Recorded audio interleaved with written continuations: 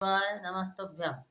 शिव पुराण के अनुसार देवेश्वर शंभु ने हरि को प्रेरित किया। तब वे तुरंत ही अपनी माया से ब्राह्मण का भेष धारण करके शंखचूड़ के पास पहुंचे और उन्होंने उससे परम उत्कृष्ट कवच मांग लिया। फिर शंखचूड़ का रूप धारण कर वे तुलसी के घर की ओर चले। तब सती साध्वी तुलसी ने पति जानकर स्वागत सत्कार किया और सती साध्वी तुलसी ने पति से बातचीत की तो तुलसी ने समझा हमारे साथ धोखा हुआ है। तब तुलसी जी ने क्रोध में आकर कहा, तूने मेरा सतत्व नष्ट कर दिया है, अतः मैं तुम्हें श्राप देती हूँ कि तुम्हारा मन पत्थर के समान कठोर है, इसलिए तुम पत्थर हो जाओ।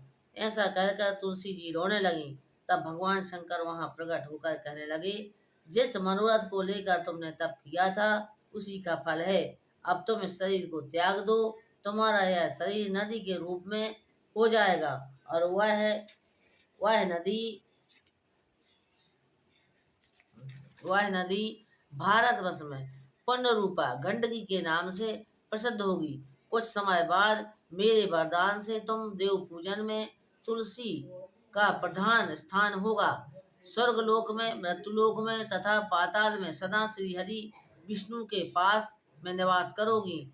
तुम बैकुंठ में दिव्य रूप धारणी वृक्षों में सर्वश्रेष्ठ बनकर सदा श्री हरि के साथ एकांत में वास करोगी। शिव जी ने कहा, श्री हरि तुम्हारे श्रापवश पत्थर का रूप रखकर गंडकी के जल में निवास करेंगे और तुम सालग्राम शिला कहलाओगी।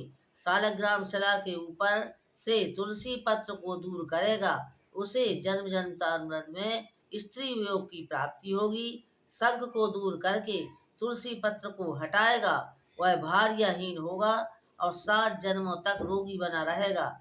जो महाज्ञानी पुरुष सालग्राम शिला, तुलसी और शंख को एक जगह रखकर उनकी रक्षा करता है, वह श्री हरि का प्यारा होता है।